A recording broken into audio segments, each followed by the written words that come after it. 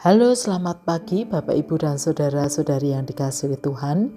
Kita berjumpa lagi dalam Salam Pagi. Mari kita berdoa. Tuhan, selamat pagi kami ucapkan kepadamu. Terima kasih untuk hari yang baru. Dan biarlah Tuhan menolong dan menuntun kami melalui terang firman-Mu. Di dalam nama Tuhan Yesus kami berdoa. Amin. Bapak, Ibu, dan Saudara, kita akan membaca firman Tuhan dari kitab Imamat pasal 4 ayat 1 sampai pasal 5 ayat 13. Demikian. Tuhan berfirman kepada Musa, "Katakanlah kepada orang Israel, apabila seseorang dengan tidak sengaja berbuat dosa dalam suatu hal yang dilarang Tuhan, dan ia memang melakukan salah satu darinya, maka jika yang berbuat dosa itu imam yang diurapi sehingga mendatangkan kesalahan atas umat, haruslah ia karena dosa yang telah dilakukannya itu mempersembahkan kepada Tuhan seekor lembu jantan muda yang tidak bercela sebagai kurban penghapus dosa. Ia harus membawa lembu itu ke pintu kemah pertemuan ke hadapan Tuhan, lalu meletakkan tangannya ke atas kepala lembu itu dan menyembelih lembu itu di hadapan Tuhan. Imam yang diurapi itu harus mengambil sebagian dari darah lembu itu, lalu membawanya ke dalam kemah pertemuan. Imam harus mencelupkan jarinya ke dalam darah itu dan memercikkan sedikit dari darah itu 7 kali di hadapan Tuhan dan di depan tabir penyekat tempat kudus. Kemudian imam itu harus membubuhkan sedikit dari darah itu pada tanduk-tanduk mezbah pembakaran dupa wangi yang ada di hadapan Tuhan dalam kemah pertemuan. Selebihnya dari darah lembu itu harus dicurahkannya ke bagian bawah mezbah kurban bakaran di depan pintu kemah pertemuan. Seluruh lemak lembu jantan kurban penghapus dosa itu harus dipisahkan dari lembu itu, baik lemak yang menyelubungi isi perut maupun semua lemak yang melekat pada isi perut itu. Juga kedua buah pinggang dan lemak yang melekat padanya yang ada pada pinggang, dan umbai hati dekat buah pinggang itu yang harus dipisahkannya, sama seperti yang dipisahkan dari lembu kurban keselamatan. Imam harus membakar semuanya di atas mezbah kurban bakaran. Adapun kulit lembu jantan itu dan seluruh dagingnya, kepala dan betisnya, isi perut dan kotorannya, seluruh lembu jantan itu harus dibawa keluar perkemahan ke suatu tempat yang tahir, ke tempat pembuangan abu. Lembu itu harus dibakarnya sampai habis di atas kayu api di tempat pembuangan abu. Jika yang berbuat dosa dengan tidak sengaja itu segenap umat Israel dan jemaah itu tidak menyadarinya, sehingga mereka melakukan salah satu hal yang dilarang Tuhan dan mereka bersalah, maka apabila dosa yang diperbuat itu mereka sadari, jemaah harus mempersembahkan seekor lembu jantan muda sebagai kurban penghapus dosa. Lembu itu harus mereka bawa ke depan kemah pertemuan. Para tua-tua umat harus meletakkan tangan mereka di atas kepala lembu jantan itu di hadapan Tuhan. Lalu lembu itu harus disembelih di hadapan Tuhan. Imam yang diurapi harus membawa sebagian dari darah lembu itu ke dalam kemah pertemuan. Imam itu harus mencelupkan jarinya ke dalam darah itu dan memercikkannya 7 kali di hadapan Tuhan di depan tabir. Kemudian sedikit dari darah itu harus dibubuhkannya pada tanduk-tanduk mezbah di hadapan Tuhan dalam kemah pertemuan. Selebihnya dari darah itu harus dicurahkannya ke bagian bawah mezbah kurban bakaran di depan pintu kemah pertemuan. Seluruh lemak lemak harus dipisahkannya dari lembu itu dan dibakar di atas mezbah. Beginilah harus diperbuatnya dengan lembu jantan itu, seperti yang diperbuatnya dengan lembu jantan kurban penghapus dosa. Demikianlah harus diperbuatnya dengan lembu itu. Dengan demikian imam itu mengadakan pendamaian bagi mereka sehingga mereka menerima pengampunan. Ia harus membawa lembu jantan itu keluar perkemahan lalu membakarnya sampai habis seperti ia membakar habis lembu jantan yang pertama. Itulah kurban penghapus dosa untuk jemaah.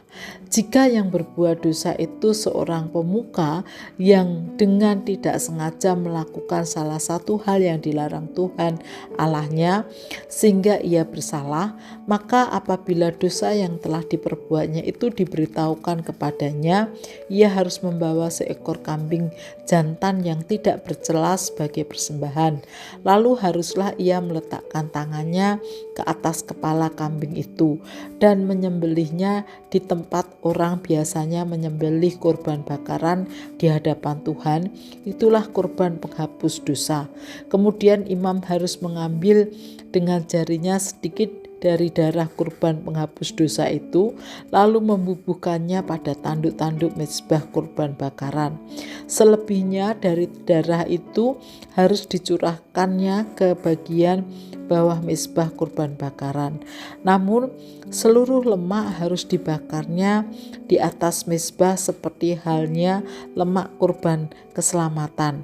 Dengan demikian, imam mengadakan pendamaian bagi orang itu atas dosanya, sehingga ia menerima pengampunan.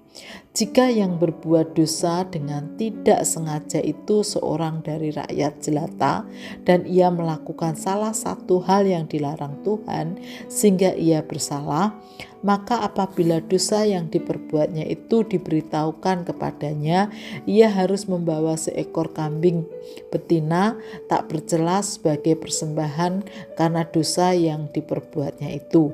Lalu haruslah ia meletakkan tangannya ke atas kepala kurban penghapus dosa dan menyembelih kurban penghapus dosa itu di tempat kurban bakaran.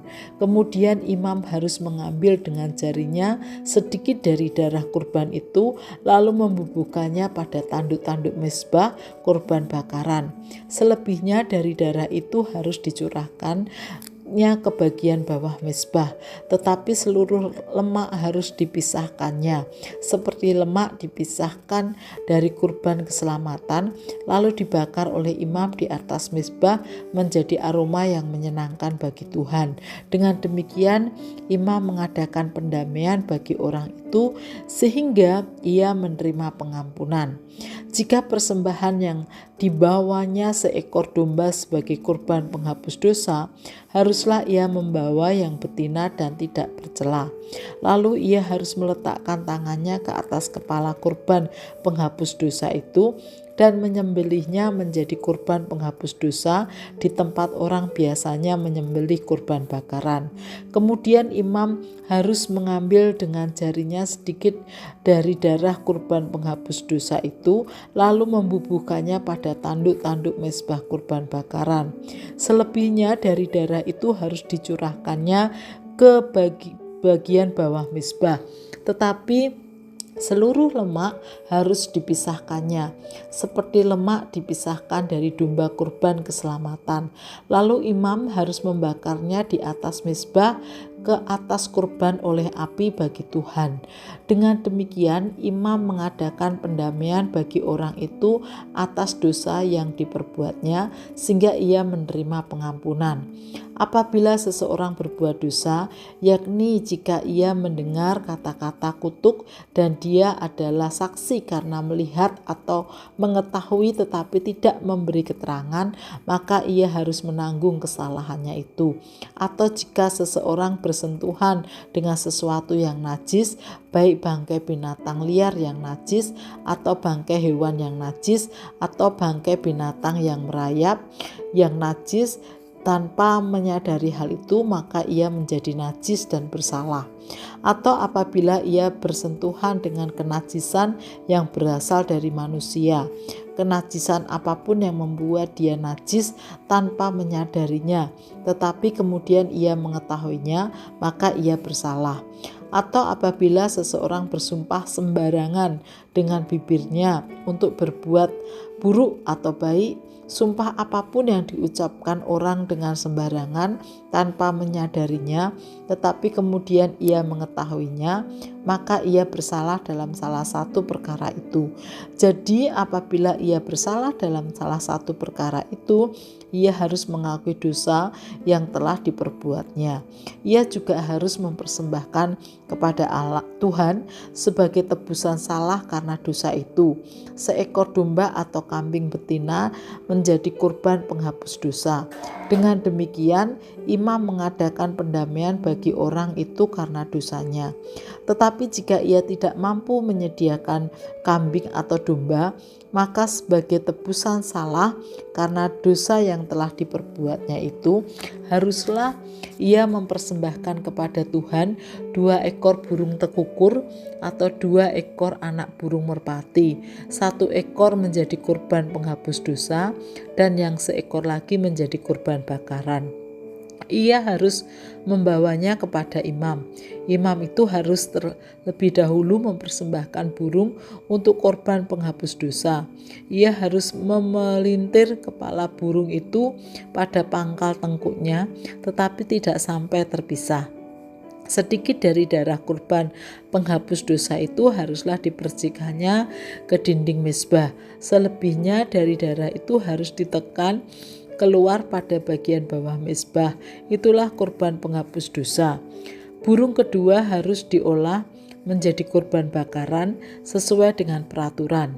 Dengan demikian imam mengadakan pendamaian bagi orang itu karena dosa yang telah diperbuatnya, sehingga ia menerima pengampunan. Tetapi jika ia tidak mampu menyediakan 2 ekor burung tekukur atau 2 ekor anak burung merpati, ia harus membawa sebagai kurban karena dosanya itu 1/10 eva tepung terbaik menjadi kurban penghapus dosa. Ia tidak boleh menaruh minyak di atasnya atau membubuhkan kemenyan di atasnya, sebab itulah kurban penghapus dosa. Lalu ia harus membawanya kepada imam. Imam itu harus mengambil segenggam dari tepung itu sebagai bagian peringatan, lalu membakarnya di atas mezbah di atas segala kurban oleh api bagi Tuhan. Itulah kurban penghapus dosa. Dengan demikian imam mengadakan pendamaian bagi orang itu karena dosanya dalam salah satu perkara itu, sehingga ia menerima pengampunan. Selebihnya adalah bagian imam, seperti halnya kurban sajian. Bapak, Ibu, dan saudara-saudari yang dikasihi oleh Tuhan, ada 3 poin yang saling terkait dijelaskan dari pasal yang kita baca hari ini. Yang pertama yaitu tentang dosa, perbuatan yang melanggar firman Tuhan. Dan ternyata yang namanya dosa bisa dilakukan oleh siapapun, baik itu jemaat maupun imam, bahkan jemaat awam, kalangan atas maupun kalangan bawah. Artinya semua berbuat dosa. Poin yang kedua adalah pendamaian. Sebagai umat Tuhan, umat diajar bahwa dosa itu harus diakui dan didamaikan. Karena apa? Dosa itu membuat hubungan umat dengan Allah rusak atau tidak damai. Karena itu Tuhan mau setiap dosa yang dilakukan harus diakui dan diperdamaikan, sehingga umat memiliki hubungan yang damai, yang baik dengan Allah sendiri. Pada waktu itu pendamaian dilakukan dengan cara mempersembahkan kurban penebusan dosa. Yang ketiga adalah Bagaimana cara melakukan pendamaian? Ternyata tidak mudah, cukup rumit. Yang bersangkutan harus mempersembahkan kurban yang tidak bercela sesuai dengan kriteria-kriteria yang telah ditentukan. Kemudian imam yang bertugas harus melakukan tugasnya untuk melakukan kurban persembahan pendamaian penghapusan dosa sesuai dengan aturan atau langkah-langkah yang telah ditetapkan, jadi tidak sembarangan. Hal ini menunjukkan kepada kita bahwa dosa yang kita lakukan itu perlu didamaikan. Karena itu sebagai umat Tuhan kita harus mengakui bahwa kita manusia berdosa dan kita butuh pendamaian. Syukur pada Tuhan karena kita memiliki Tuhan Yesus yang rela mengorbankan dirinya sebagai kurban penebusan dosa. Sehingga melalui Tuhan Yesus kita diperdamaikan. Hubungan kita dengan Allah dipulihkan. Ia rela menjadi manusia, menderita, disalib, mati. Namun kebangkitannya membuktikan bahwa kita sungguh-sungguh diperdamaikan. Syukur kepada Tuhan dan mari kita terus hidup dalam pendamaian dari Tuhan Yesus. Mari kita berdoa. Tuhan Yesus, kami bersyukur di tengah keberdosaan kami, Engkau mau mengorbankan dirimu sehingga dosa-dosa kami diampuni dan kami boleh memiliki relasi yang dipulihkan bersama dengan Engkau.